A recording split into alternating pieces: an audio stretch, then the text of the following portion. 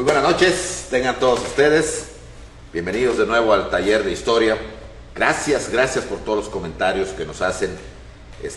Gracias en primer lugar al Yucatán Country Club por esta oportunidad que nos da a todos de poder analizar estos acontecimientos, porque la historia no es una letra muerta. La historia, como decía Cicerón, es la maestra de la vida y vida de los tiempos. Y quien no conoce, en este caso, su propia historia, está condenado a repetir sus errores, como nos ha pasado, porque no se conoce.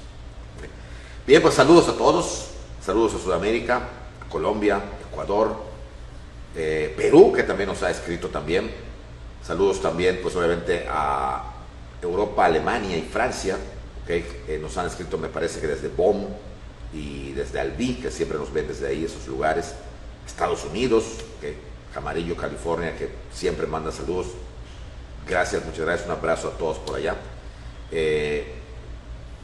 San Diego y de nuestra bellísima República Mexicana, mis amigos de Mazatlán, de Guadalajara, saludos a esa bellísima ciudad de Guadalajara, Pachuca, Hidalgo, de algunos lugares que en este momento no vienen a mi mente, de Tamaulipas también, Veracruz, Oaxaca, en fin, toda la República, mis amigos de la Ciudad de México, es un gusto que nos puedan ver y comentar, y a todos, Aguascalientes, Puebla, esa bellísima ciudad tan bonita, tan histórica en cuanto a historia de México, y todas tienen algo realmente muy hermoso, que nos une, que es la patria, nuestra nación, y que obviamente cuando pasa algo como el narcotráfico, los crímenes y todo lo que ocurre, las injusticias y todo esto, pues nos duele porque estamos unidos de alguna manera y no queremos que México siga un camino que no se enderece. Bien, pues bienvenidos todos y vamos a continuar precisamente con este tema, porque ya pronto vamos a entrar ya a lo que es la consumación. Les recuerdo que no estamos aquí hablando, nada más porque alguien me ha preguntado, de la narración de toda la independencia, sino más bien del enfoque de Iturbide y del enfoque de Vicente Guerrero. Lo que he contado en los últimos lunes ha sido para que nos ubiquemos, por qué la independencia se va a consumar como se consumó y no como quisieran los autores o gobiernos mexicanos que se hubiera consumado. Entonces por eso es que es toda esta historia. Bien, quedamos en que el nuevo o la nueva estrategia era un golpe de Estado para quitar a las autoridades españolas. Repito, como dije la semana pasada, no pueblo, no revolución y obviamente no derechos nuevos como puede ser la libertad, la abolición de la esclavitud de indios, mulatos, negros, etc. O sea, el cambio que ellos lo veían desde su óptica, desde la óptica criolla. O sea, el cambio era quitar a esa bola de gorrones españoles que venían nombrados por el rey y ellos ocupar el lugar y darle un giro a la política. Pero repito, ni revolución, ni populacho, ni derechos nuevos. Bien. Era preparar un golpe de Estado. También comentamos la semana pasada que ellos no conocían realmente las entrañas del monstruo. Es decir, no conocían el mero centro de la política mexicana de esa época, o hispana. No lo conocían. Perdón.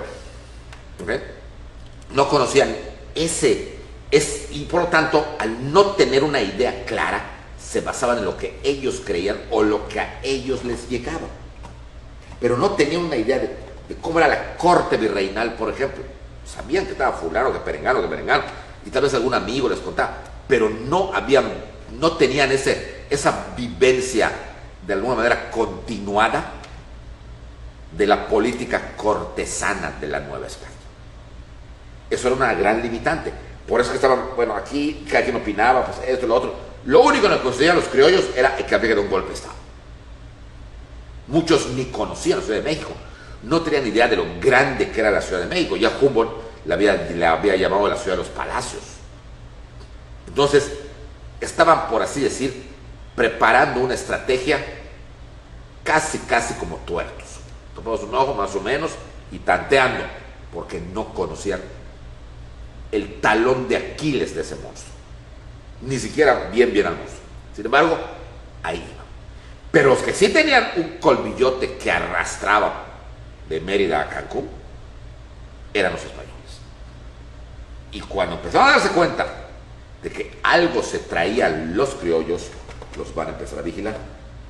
Van a empezar a mandar infiltrados entre ellos mismos que les van a informar a la audiencia y al virrey. Y es acá cuando van a empezar las denuncias de reuniones clandestinas en diferentes ciudades. Y todas, absolutamente todas, van a ser clausuradas. O sea, irrumpe la policía del virrey y ¿qué hacían? Ya no cayeron en la idea de agarrar a los criollos y matarlos. No, habían aprendido también los españoles de que la muerte prima de verdad, aunque solo fue una, fue algo que no debieron hacer, porque eso estimuló el odio, principalmente los criollos contra ellos. Entonces lo que hacían era, los agarraban a los que estaban en ese momento en la casa, era como una redada. Agarraron un clandestino, te agarran, estás ahí adentro, te agarran. Algo así. Entonces, ¿qué hacían? Te metían a la cárcel, lo que se decía el clásico sabadazo, o sea, viernes, sábado y domingo, y luego te sacaban. Ya no lo vas a hacer, porque si no, entonces sí te mandamos, ¿ok?, para que seas a la prisión de la Acordada. La Acordada era una cárcel bastante fea, mazmorra, porque al principio te metían a una prisión, por así decir, del celda del convento, pero luego ya no. Bueno, y así van desapareciendo unas. La más importante que van a desarmar los españoles va a ser la conspiración de Valladolid de 1809. Valladolid, hoy Morelia. Y a esa asistían Allende, Aldama e Iturbide. Se sabe que Iturbide asistía a esas. ¿Por qué? Porque él era de ahí. Nunca se desligó, nunca se fue a vivir a ningún otro lado. Bueno, ya más adelante, ya de grande, se fue a vivir a México. Pero en ese momento él vivía en Valladolid. Y era criollo. Su padre, su madre, eran gente conocidísima. ¿Ok? Se había casado con una jovencita, también de lana, doña Ana María Huarte, que se decía que era muy hermosa y muy bella, también con dinero. Entonces se conocía tanto a los Huarte como a los Iturbide. Don José Joaquín de Iturbide, ¿okay?,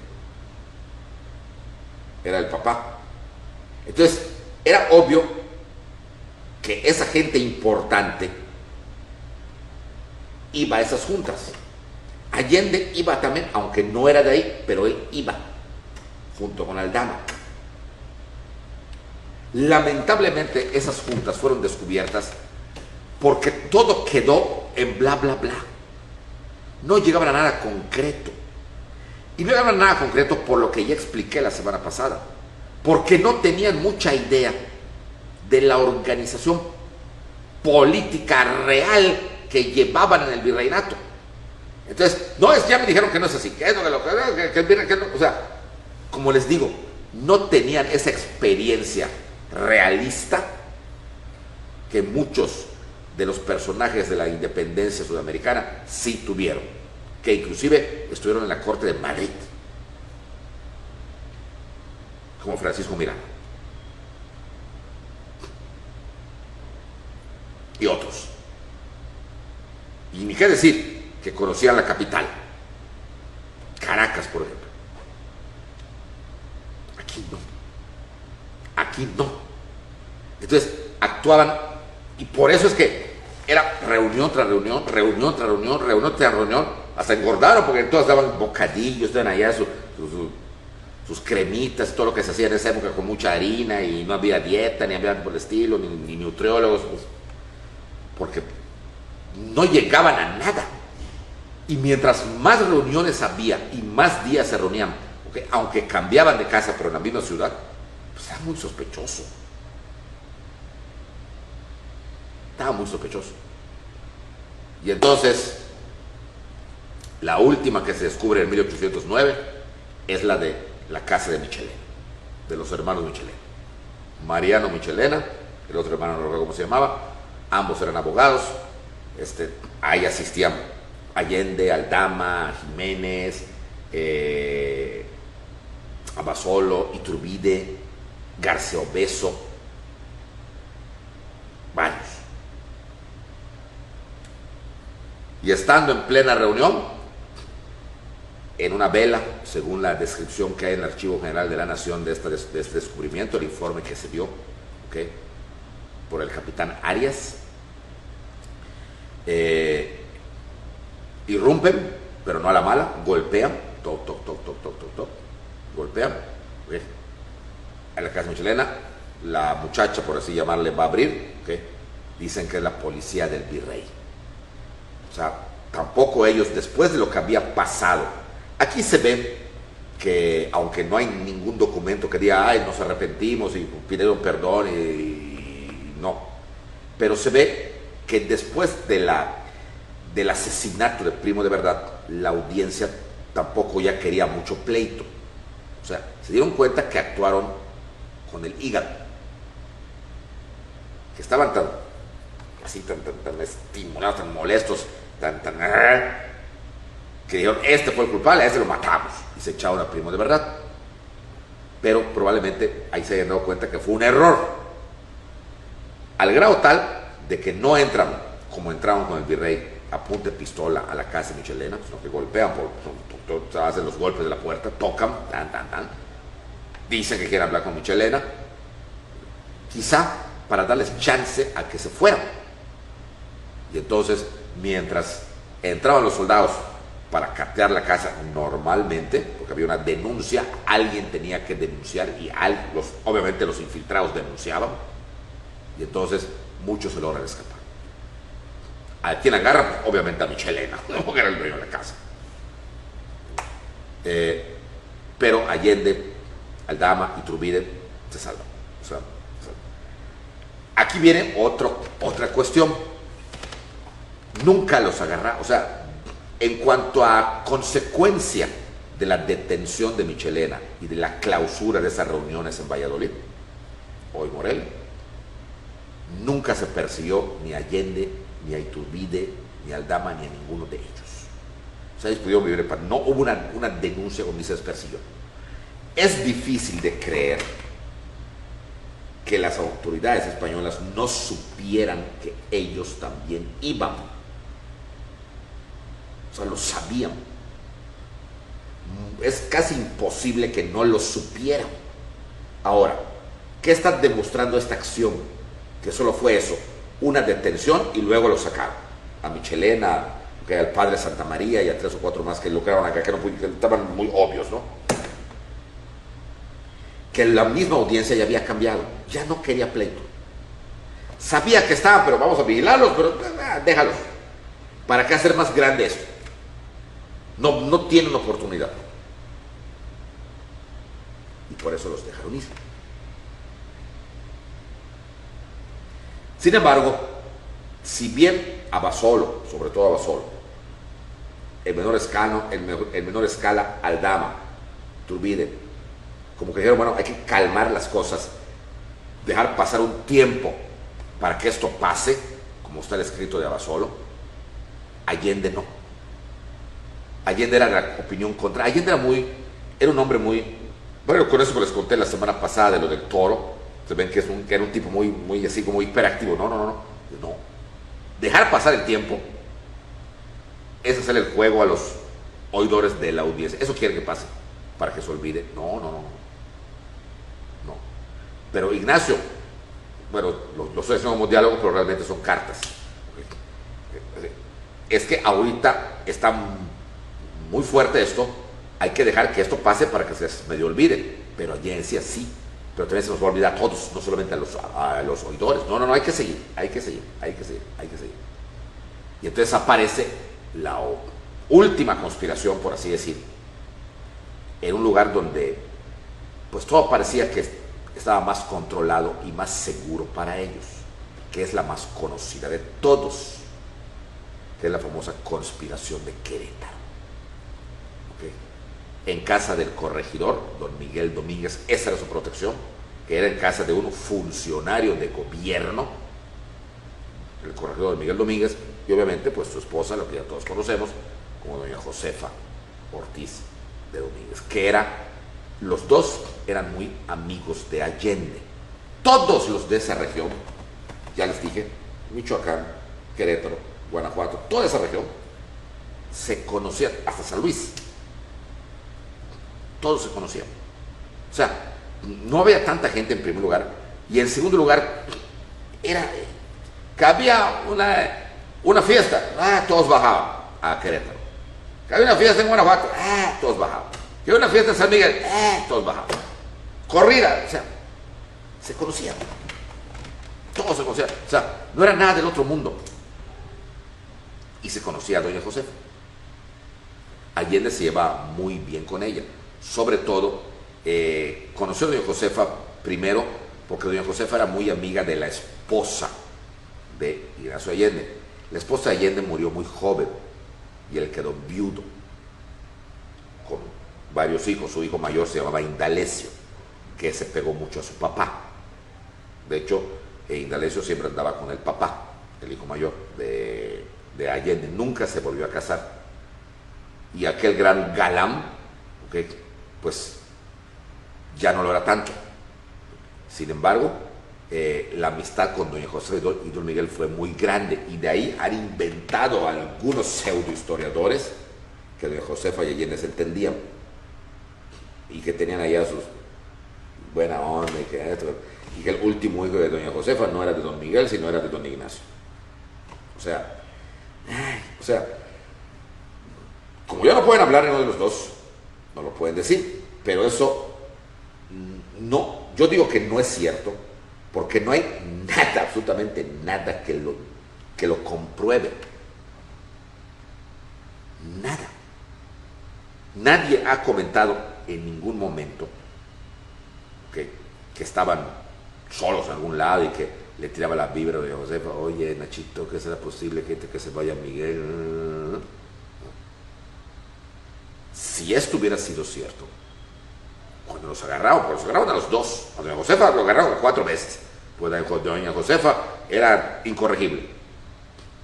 Que te hubieran sacado los trapos sucios, y Allende aún más.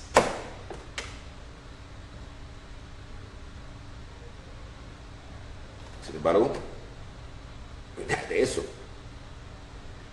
Entonces todos quedan que porque se ven y se sentaban juntos, y en los cuadros aparecen sentados juntos. Hay un cuadro en Querétaro, el Museo de Teresitas, donde están los conspiradores, y a la de Josefa está Allende, ¿okay? Y no se ve su mano, parece que la tiene bajo la mesa. Ya es mucha fumada verde.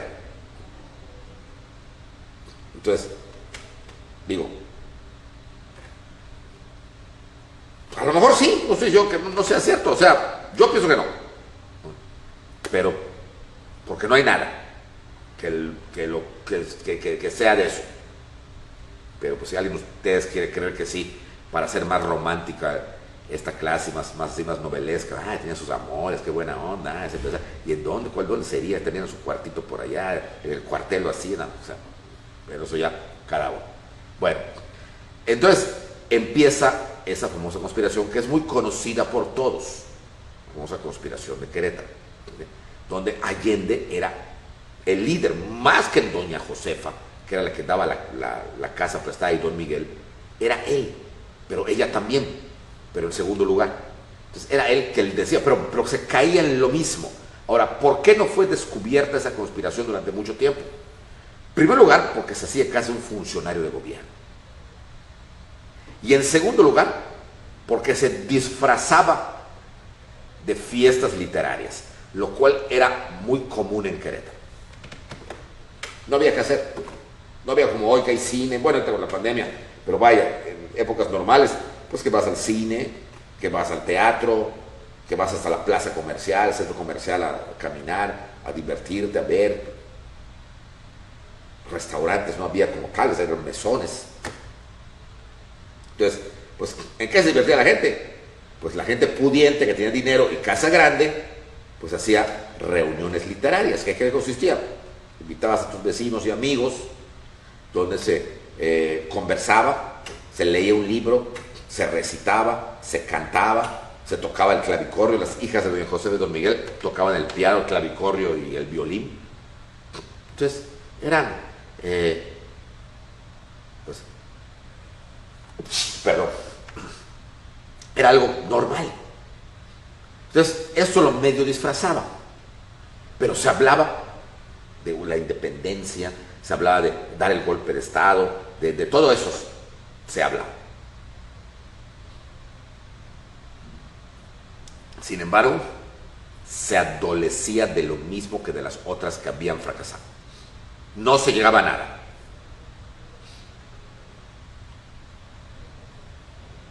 Se hablaba de que hay que ya dar el golpe, y lo único que tuvo de más fue dar el golpe de Estado en diciembre.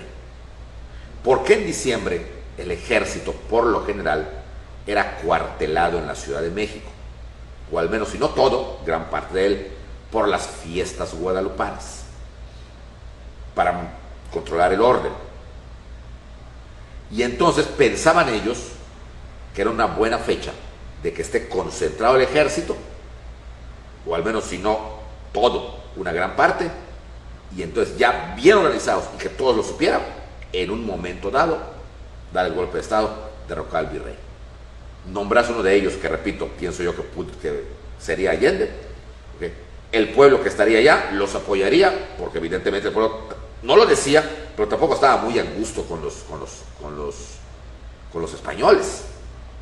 El simple hecho del cambio les iba a gustar. Fue lo único que se empezó a manejar diciembre de 1810 para hacer el golpe. Y así, pero era meramente eso. Todo lo demás, ¿qué vas a hacer tú? Pues no sé, es que yo no puedo tal día, que no puedo, lo clásico, ¿no? Que sí, que no, que sí, que timbona, todo eso. Hasta este momento, y lo voy a repetir porque esto va a ser parteaguas, el criollaje civil y militar manejaba el pandero. Su idea era una independencia de España para que tengan el motivo legal de quitar a las autoridades españolas, que argumentarían que eran agentes de Napoleón, tomar el control ellos e instaurar un gobierno criollo independiente de España, que no era España sino de Francia, y dar un giro a la política. O sea, era casi lo mismo que pretendía Primo de Verdad, con la diferencia de que ya no tomaban en cuenta la plática con el virrey, el convencimiento, no, ya no, sino ahora el golpe de Estado. Que el ejército intervenga, se posesiona en el Palacio Virreinal, destituye al virrey. Así como lo hicieron los españoles 2 años antes, nosotros lo hacemos ahora. Pero que quede claro, en ningún momento pretendían una revolución. A lo sumo tal vez una pequeña revuelta, pero no más. Una revolución que desestabilizara el sistema económico, social e inclusive político del virreinato no estaba en la mente de ninguno de ellos. Ni de Allende, ni de Iturbide, ni de Aldama, ni de nadie de ellos. No estaba en esa idea. No estaba en la mente de ellos llamar al pueblo a que los ayude. No. Pensaban que el pueblo los iba a apoyar. Cuando vieran que ya vea un rey criollo, el pueblo iba a aplaudir, como aplaudía a cualquiera. Y vámonos a nuestra historia reciente. El pueblo aplaudió a Santana, aplaudió a Juárez, aplaudió a Porfirio, aplaudió a Madero, aplaudió a Carranza, aplaudió al PRI, aplaudió al PAN, aplaudió a Moreno. pueblo es el pueblo. Y no es que yo lo esté criticando, simplemente así es, porque las cosas así son, al menos en México. Los aplaudirían, era lo sumo. No querían una revolución y tampoco jalar de su lado al pueblo. No pretendían, o al menos no hay señal de esto, de que una vez en el poder fuera a dictar leyes favorables a los indios negros o mulatos. No hay ninguna prueba que pretendieran abolir la esclavitud. No hay ninguna prueba que pretendieran dar derechos de igualdad y propiedad a los indígenas, que siguieran con sus comunidades, con sus tierras comunitarias protegidos por la iglesia, eso sí. O sea, era simplemente el cambio, quitar a los que eran número 1 y que los números 2 se convirtieran en número 1. Ellos eran los criollos, los números 2. Había que ser el número 1. Esa era su idea. Pero aquí, en la de Querétaro, hay dos cosas importantes. Una, no hay rastros de que la conspiración de Querétaro, que fue tan larga, casi todo el 1810 y un poco antes, asistiera a Agustín de Iturbide. ¿Por qué no asistía Agustín de Iturbide si ya asistía a la de Valladolid? ¿Por qué don Agustín Cosme Damián no asistía a esas reuniones? Y todos los demás que quedaron, ayer y los demás, se siguieron asistiendo. Agustín se seguía reuniendo con su amigo Allende, porque eran sus amigos, y seguía pensando que sí estaba de acuerdo con la independencia. Pero el problema era que, quizá de carácter, Allende era el clásico hiperactivo que, ahorita van, como lo del toro. Iturbide era más pensante. Después de lo que pasó en Valladolid, para Agustín Iturbide, como dice el historiador Fernández, Pedro Fernández, Iturbide sabía que los españoles sabían los nombres de todos ellos y que estaban vigilados. Por lo tanto, había que actuar con suma prudencia y como quería Abasolo y quería Aldama y Jiménez, que a fin de cuentas se dieron ante el estímulo de Allende y Iturbide, no. Aguantar un tiempo más. Aguantar. Allende no aguantó, era ya. Entonces de aquí viene una diferencia con su amigo. No es político hacerlo inmediatamente, Ignacio. Nos están vigilando. No es político, vamos a fracasar así. Que fue que fue el primer argumento para que Iturbide no asistiera a esas reuniones donde Allende, ya de una vez, ahorita era, o sea, el carácter, la personalidad de cada uno era diferente en ese sentido. Okay. Otra cosa muy importante.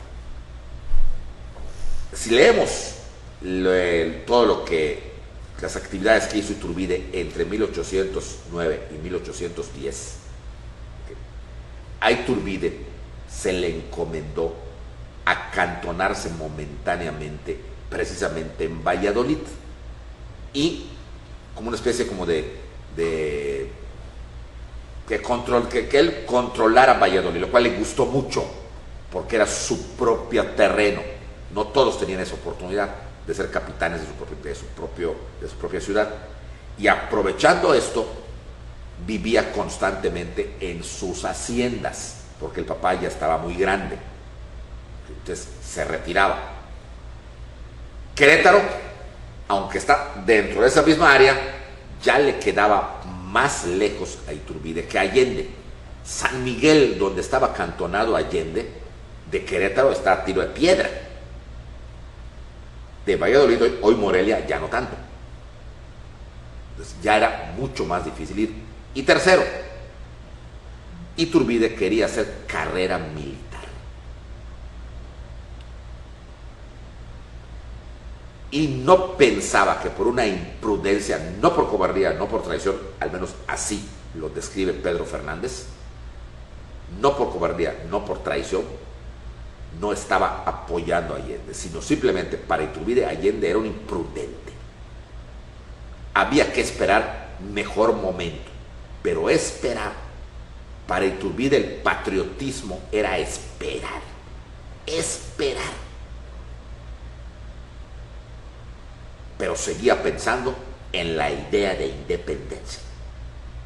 Ok, eso es un elemento que Iturbide no va a las juntas, a las reuniones de Querétaro. Pero ahí viene otro elemento, que este sí iba. En esas juntas aparece un elemento que va a cambiar, ahora sí, completamente el esquema de Allende y completamente el esquema de los criollos. Aparece en escena Miguel Hidalgo y Costilla. No vamos a hablar de él, hemos hablado en otras ocasiones de él a fondo, simplemente decir que aparece en escena con una personalidad arrolladora, un hombre alto, guapo, de media edad, no llegaba, estaba entre los 50, pegado a los 50, ni siquiera llegaba a los 60, fuerte también como Allende, que se dice que tenía muchas entradas, sin estar totalmente calvo, ojos verdes, una personalidad arrolladora.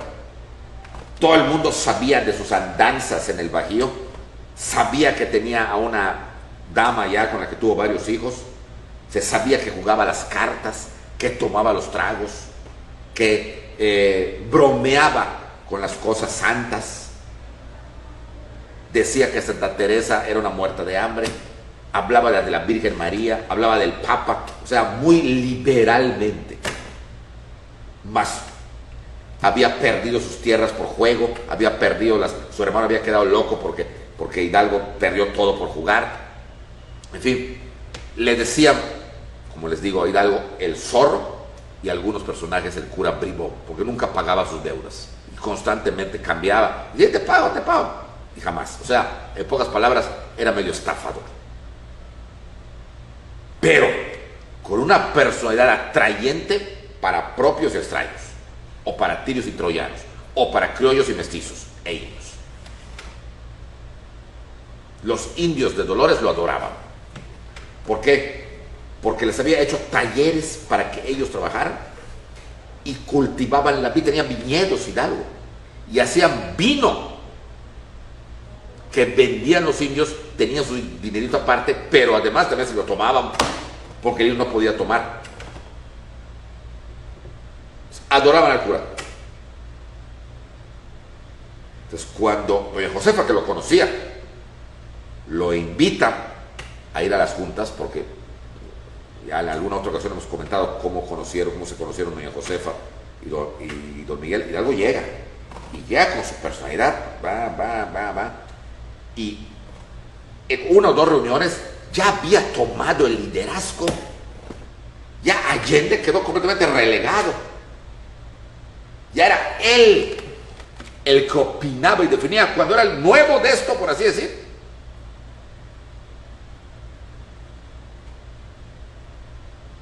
O sea, que Hidalgo se adueña del liderazgo de manera natural. No es que diga, oye, no. Allende, por respeto al cura y por no sabemos qué, lo deja. Al menos al principio. Luego va a dar una repetida gruesa, pero lo deja. Y cuando ya se empieza a hablar del golpe de Estado, de los militares, de quién va a ser bueno y esto y lo otro, es cuando Hidalgo dice, bueno, todo está muy bonito acá y todo me parece muy bien lo de la independencia, igual, pero hay una cosa en la cual no han mencionado.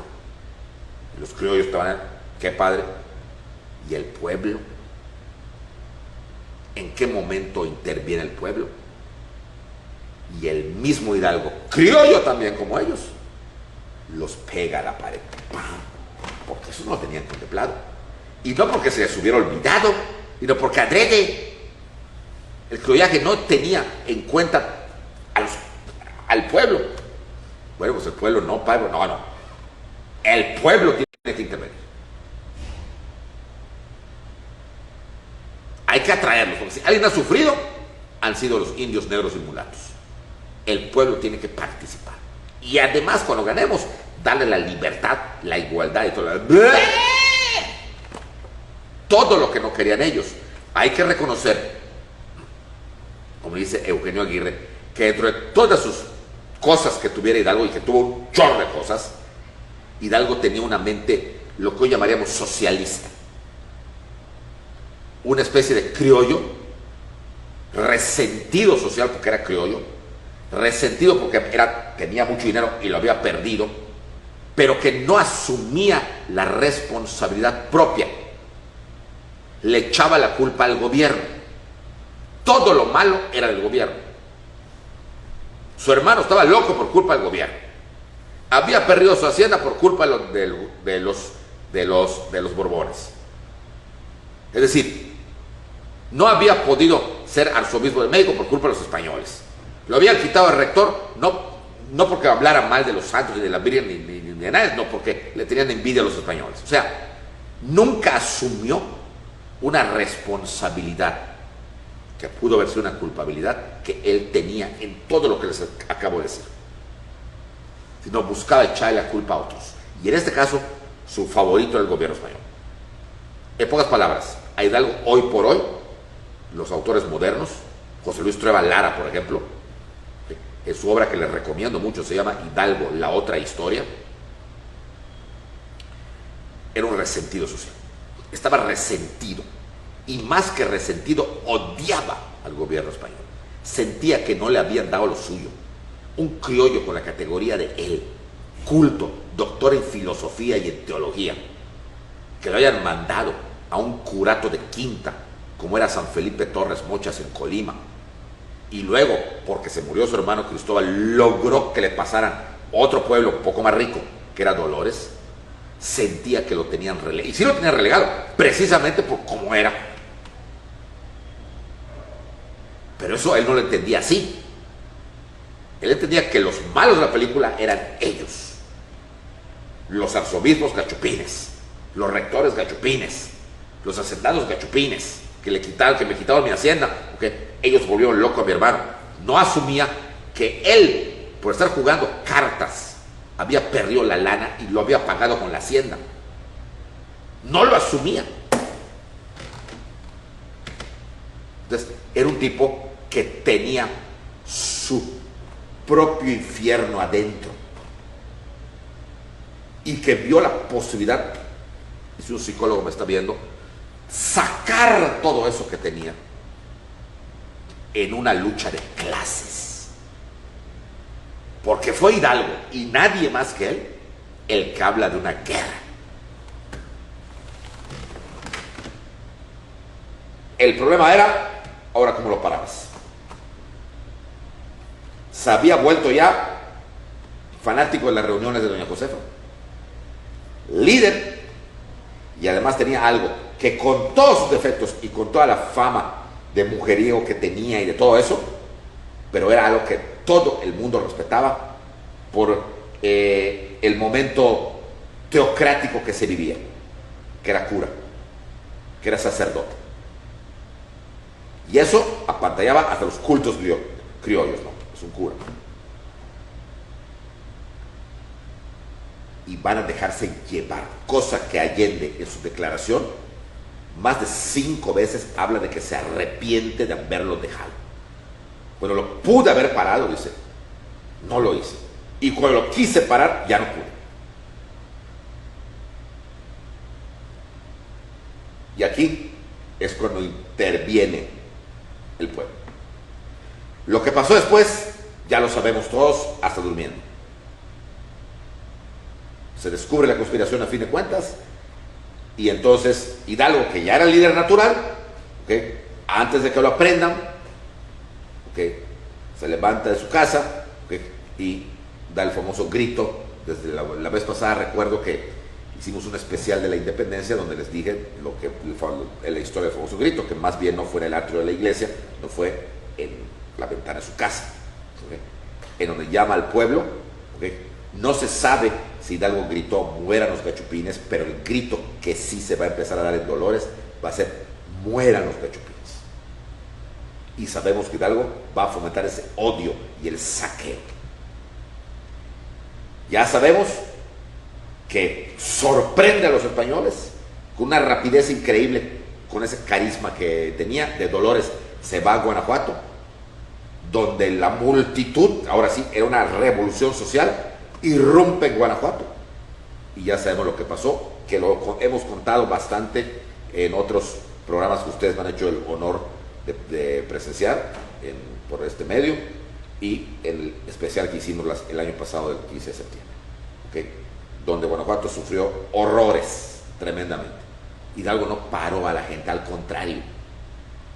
Él decía que Dios los perdonaba porque estaba matando a los demonios. Eso no lo dice en los libros de texto.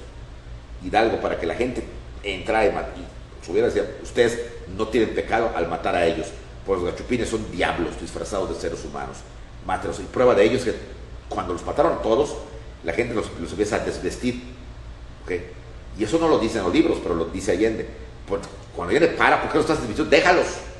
Es que queremos cortarles la cola. Sabemos que tienen cola, porque son demonios. Entonces para buscar la cola. Ante esta situación, Hidalgo se dirige a México, a la Ciudad de México, para dar un golpe de Estado popular, ya no como quería Allende. Y en el camino, Celaya, Irapuato, todos los lugares, degollinas, saqueos, violaciones, matanzas de inocentes, de niños, mujeres, ancianos, todo. Hidalgo dejó una estela de muerte en el camino. Y empieza el arrepentimiento de Allende, de todos los criollos que habían participado, empieza el arrepentimiento. La mayoría de los criollos que participaron con Hidalgo lo abandonaron, salvo los que estaban muy identificados, que ya no podían hacerlo porque ya su cabeza tenía un precio, como fue el caso de Allende, de Aldama, de Abasolo, de Jiménez. Ya no podían, porque ya, ahora sí, como decía Iturbide, tenían el nombre de todos ellos. Ellos ya estaban considerados desertores, traidores al ejército real, porque eran real militares. Era un delito de lesa majestad divina y humana. Y si bien al cura lo podían perdonar porque lo juzgaba la Inquisición, Allende y sus militares no podían ser perdonados. O sea, ellos sabían que no quedaba el remedio, de que ya no sigo, me arrepentí, perdón, ya no se podía. Y no lo podía decir, porque la iglesia perdonaba, pero el ejército no. Entonces no queda más feo que seguir adelante. Y la única manera era como intentó Allende, envenenando a Hidalgo y tomar el control él, como había sido al principio. No lo pudo hacer, claro está. Pero Iturbide, ¿qué pasa con Iturbide?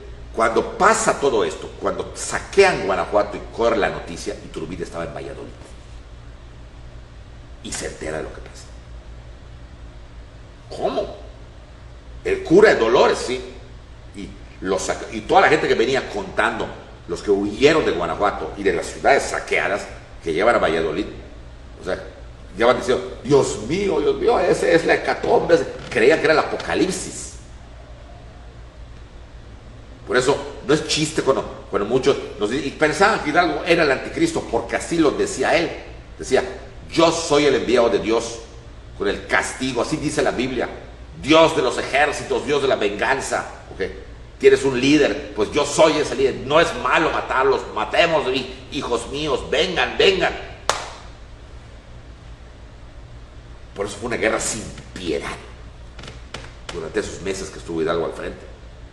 A pesar que ya Allende, arrepentido, trató de envenenarlo para tomar el control y de alguna manera cambiar este estatus. Ya no podía echarse para atrás porque le iban a matar a Allende, pero cambiarlo. Iturbide tuvo una oportunidad más grande. Debido a que estaba en Valladolid, no se unió a sus compañeros hasta que supo la noticia. O sea, ¿cómo que va a ser esto? E Hidalgo se dirigía hacia Valladolid para irse a la Ciudad de México. Y esto va a ser un problema muy grande. Lo que hizo Iturbide fue que su familia se fuera de Valladolid a la Ciudad de México, ¿okay? Porque quién sabe qué iba a pasar con las haciendas. Entonces, ¿qué hacer? Como capitán, como militar, tenía un deber. ¿Qué hacer? Me quedo aquí en Valladolid con mis soldados, con mi guardia, con mi acantonamiento, para detenerlo, que no se va a poder detener, porque venía era una multitud, consideran 100,000 gentes, aunque cada vez se unían más y más, porque Hidalgo permitía el saqueo. Y les repartía dinero, toma, vente, tómale. Los repartía, toma, ¡ay! La gente, toma.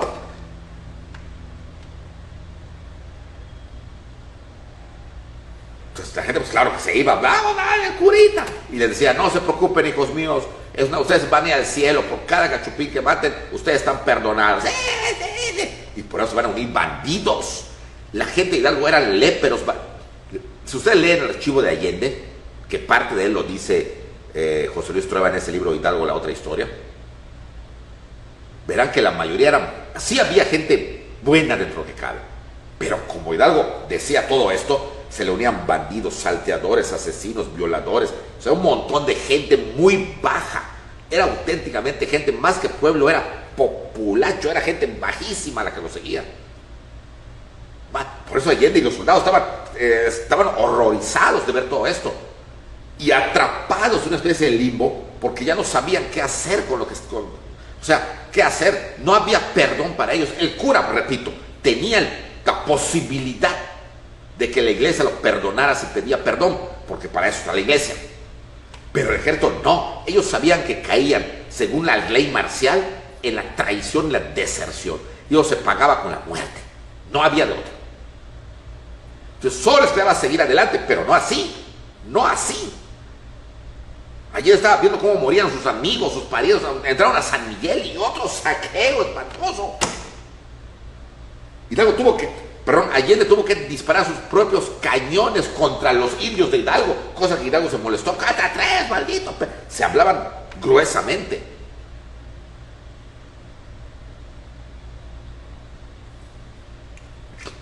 Cuando se sabe en México, el virrey pues ordena que hay que detener esto, y se le informa a Calleja, que estaba acantonado en San Luis Potosí, y al mismo tiempo se le informa a Iturbide que se presente él como capitán a México para recibir instrucciones.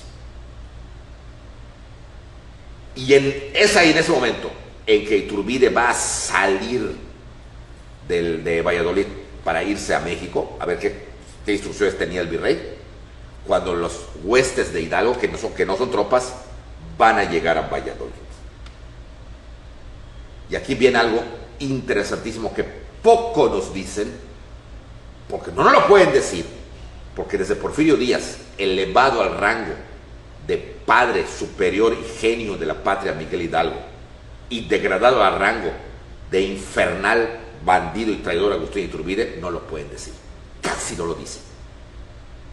Pero cuando llegan a él, Hidalgo sabía de Iturbide como Iturbide de Hidalgo.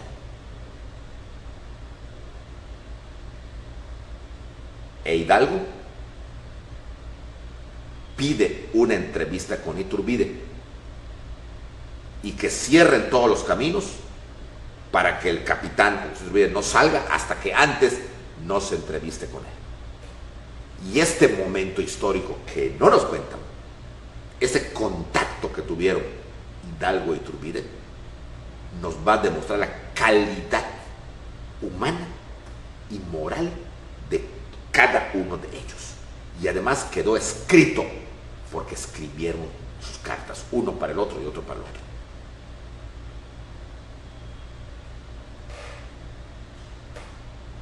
Pero este momento cumbre de la historia lo veremos la próxima semana. Muy bien, pues muchas gracias.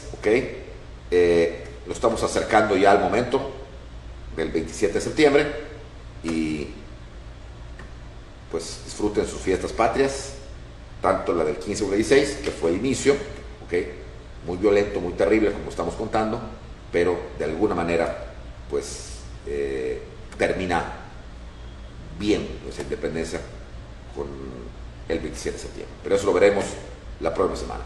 Muy buenas noches y saludos a todos por allá. Hasta la próxima semana, si Dios quiere.